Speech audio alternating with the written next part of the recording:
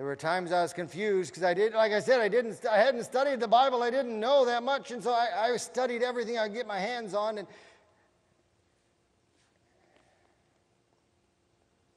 then I began preaching, 1842, 1843. I wrote that song I sang coming down here. People would throw snowballs at me. They'd make fun of me. But, I'd start singing that song. I'd start in the back of the congregation. They'd be talking. I'd just pound my Bible as I came down the aisle singing the song. I didn't sing all the verses. But maybe we can sing it later. But I wrote that song, and I would quiet the crowd. By the time I got up here to the front, I was done with the singing, and then they'd listen to the message that Jesus is coming again.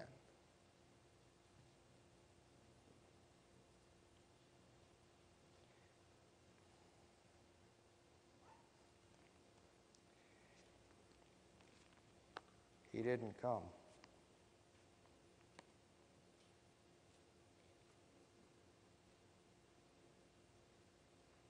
It's not that I didn't believe. I knew that he was coming, but for some reason he didn't come.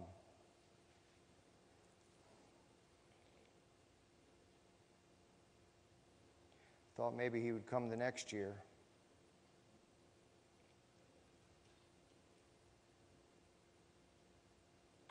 Like William Miller, I continued to preach,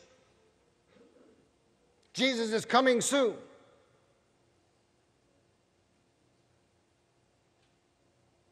But then, well, put it this way.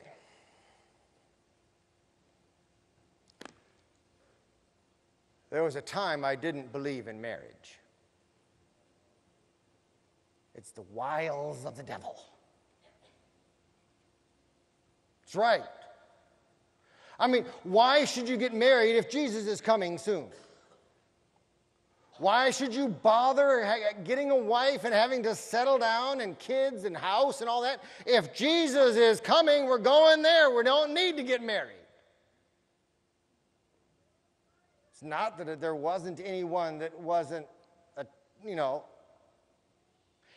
Ellen, no marriage. Jesus is coming. There's no time for silliness of marriage. It's the devil's distraction. But there's a delicate balance that we have to maintain because we still are here in this world, and we still need to believe that he's coming, but we need to live.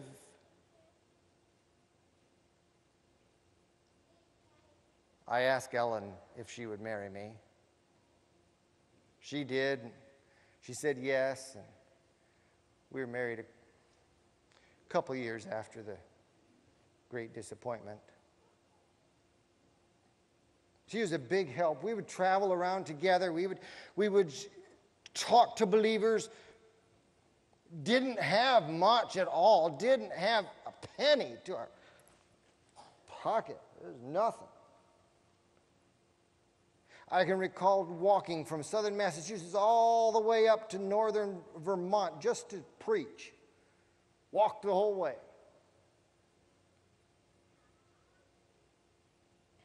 But if you give your all to God, you have everything back. God doesn't ask for much. He just asks for everything. All of us.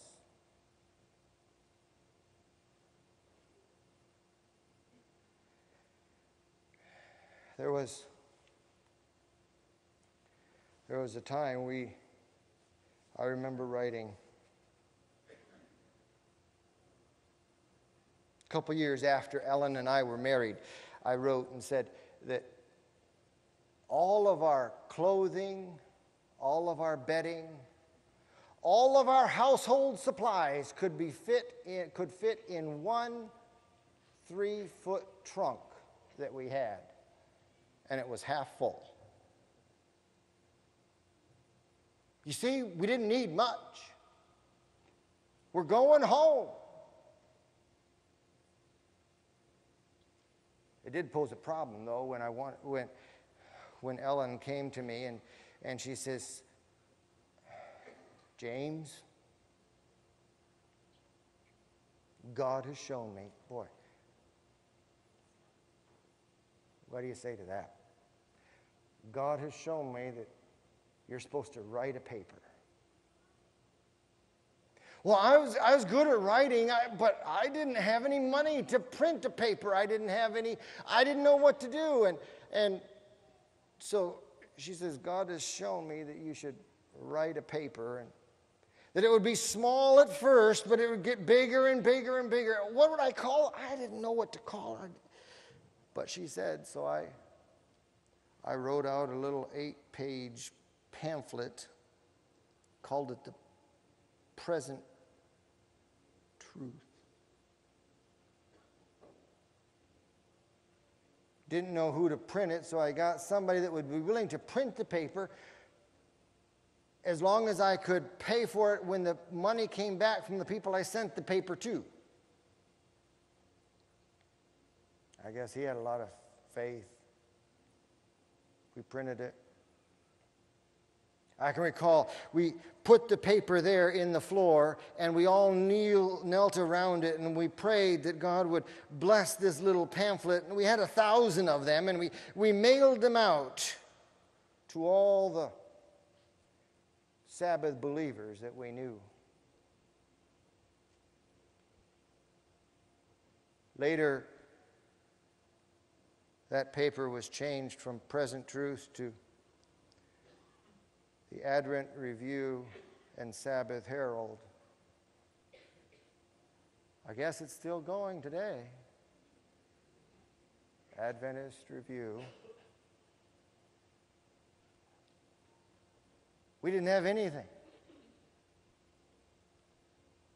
But yet we were willing to give of what we had. And as long as we gave what we had, as long as we gave God everything that we had, it was okay. Because he saw us through.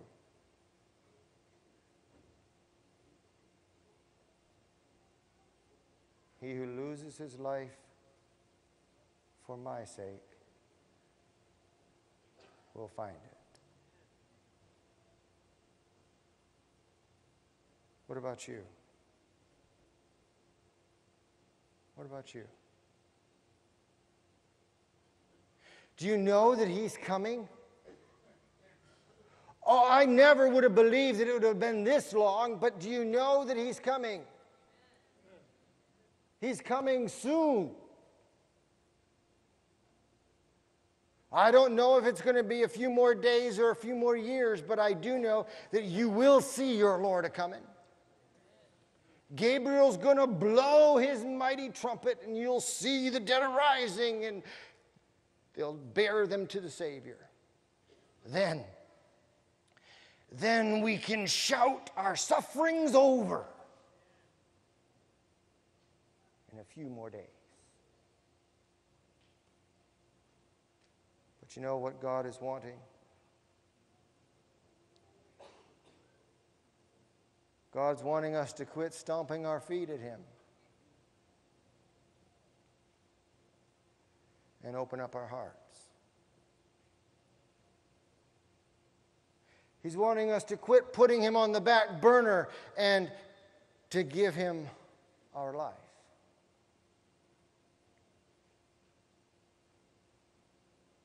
Are you willing?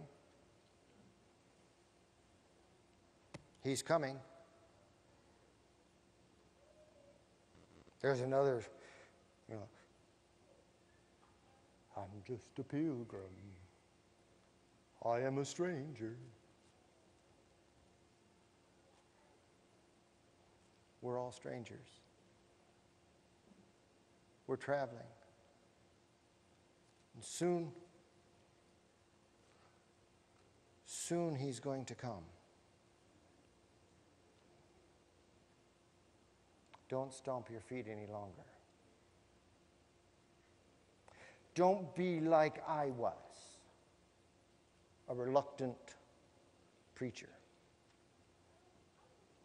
Instead, open yourself to Him. It'll all work out.